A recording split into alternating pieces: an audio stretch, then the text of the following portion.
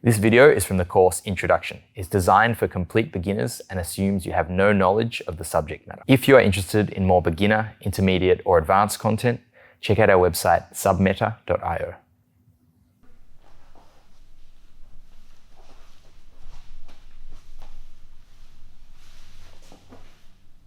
I'm now in the closed guard, so when I bridge and roll out of mount, we'll end up in this position where Liv has her legs locked around me here.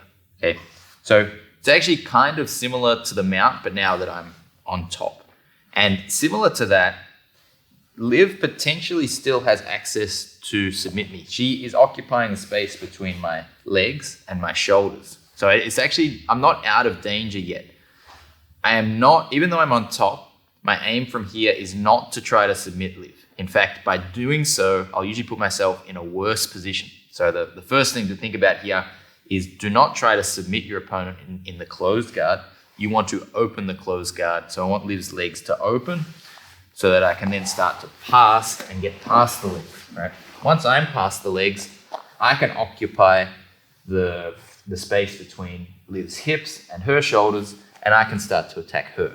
A few other things to think about here. I want good posture and I want to stay square on with Liv.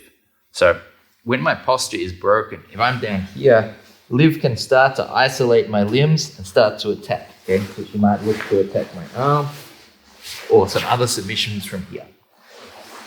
If I have good posture, so I'm up tall here, it's very hard for Liv to bring her hips past the line of my elbow to catch something like an armbar or a triangle choke, which is another threat from here.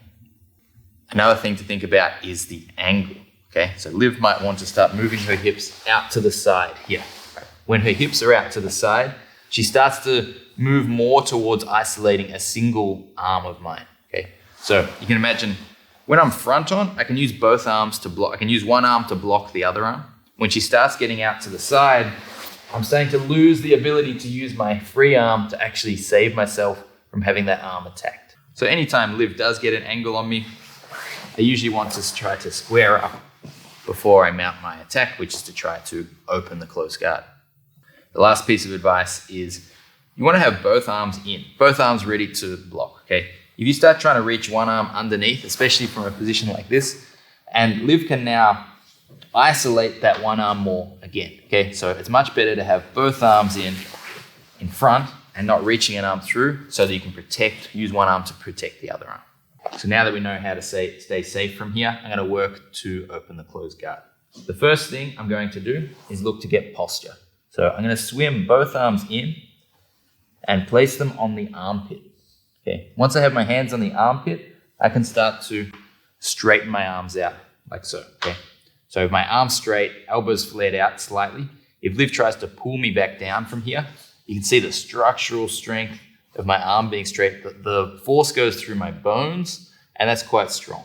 Once my arms are straight, if Liv pulls to break my posture, so she pulls down, you see she's pulling in line with my bones, and that's very strong. Even if she's much stronger and bigger than me, she cannot put enough power to break through that. If your arms are a little bit bent, absolutely, someone can fold you through that, and it becomes about how strong you are, not the structural stability. So I want to have our arms straight. Once I control the shoulders, I want to then control the hips. So if I start trying to put my hand on the hip now, you'll see my elbow is bent. We run into that same problem. If Liv pulls down, it's going to fold and bend my elbow. If I can lock my elbow straight here, that's going to be difficult. So to get my arm straight, I actually want to lift my hips forward, and I can put my arm straight down on the hip. So I have one arm on the shoulder, one arm on the hip. The high one stops my posture being broken. If I were to take that away and just do both hands on the hips, Liv could pull down and I would fall forward. Okay. I want to have that hand high to stop my posture being broken, and the other hand low to stop Liv moving her hips higher up to start to isolate an arm. Once I have that, I start to stand up. I step up on my left leg and then out on my right leg.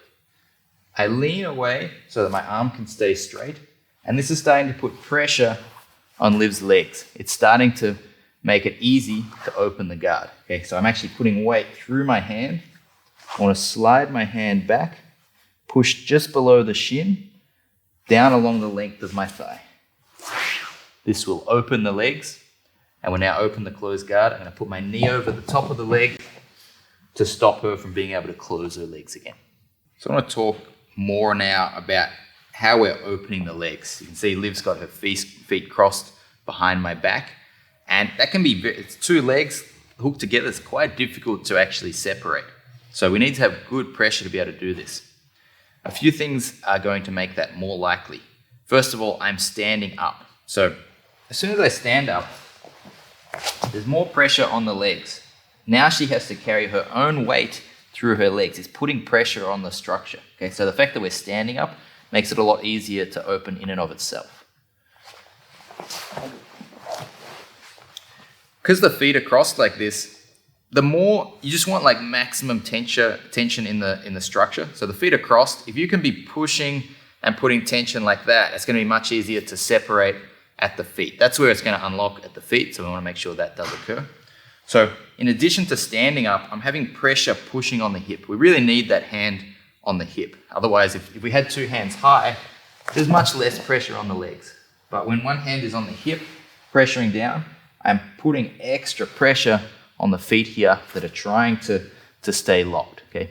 The last thing we're doing is we're pushing just below the knee, and we're pushing down here. I kind of lean my weight into this, and this separates the feet apart. So by pushing on the shin, kind of opens the foot outwards, like so. And that's the last thing we do to open the closed guard. So common mistakes in the closed guard.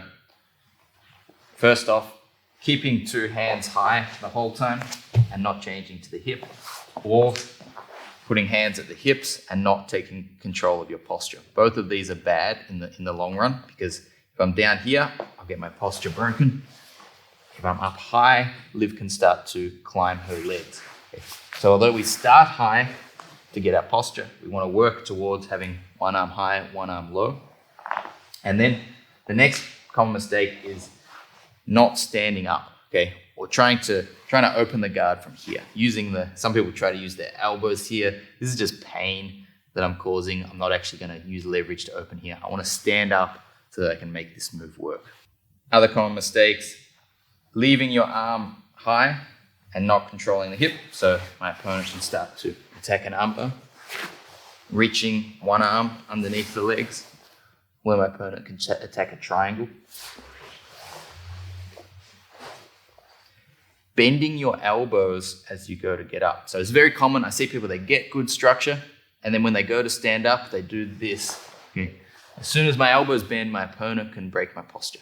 When I get up, I need my arms straight. My hips are over the top. Okay. So now my arms are straight. If Liv tries to break my posture here, it should not work.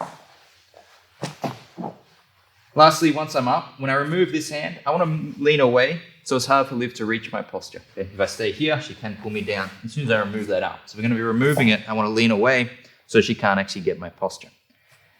Very commonly, I see people push the knee. This doesn't separate the feet. In fact, sometimes pushing the knee can keep the feet close together, because I'm actually kind of like rotating like this, pulling the feet closer when I'm pushing on the knee. I want to rotate the foot outwards. So I want to push on the shin just below the knee. Okay, so when we're here, we reach back and we push on the shin, dropping our weight to open the legs, pin the leg, and block it with our knee. I often see people trying to regain their posture by pushing off the mat to posture up. Although this may help me get posture, it doesn't really make distance between Liv and myself. And in fact, if she knows some of the submissions here, she can start to isolate one of my arms in doing so. So when we work to get our posture, we really want to be working off our opponent's body by getting our hands on their body to posture up. So to open the closed guard, we pummel our arms to the shoulders, straighten our arms, bring our hips forward, and then we change our hand onto the hip. Both arms locked straight. I'm going to step up, keeping my arms straight. Step one leg slightly further back, bring my hand back onto the shin, and slide the shin down along the length of my thigh. Bring my knee over the top to stabilize the position.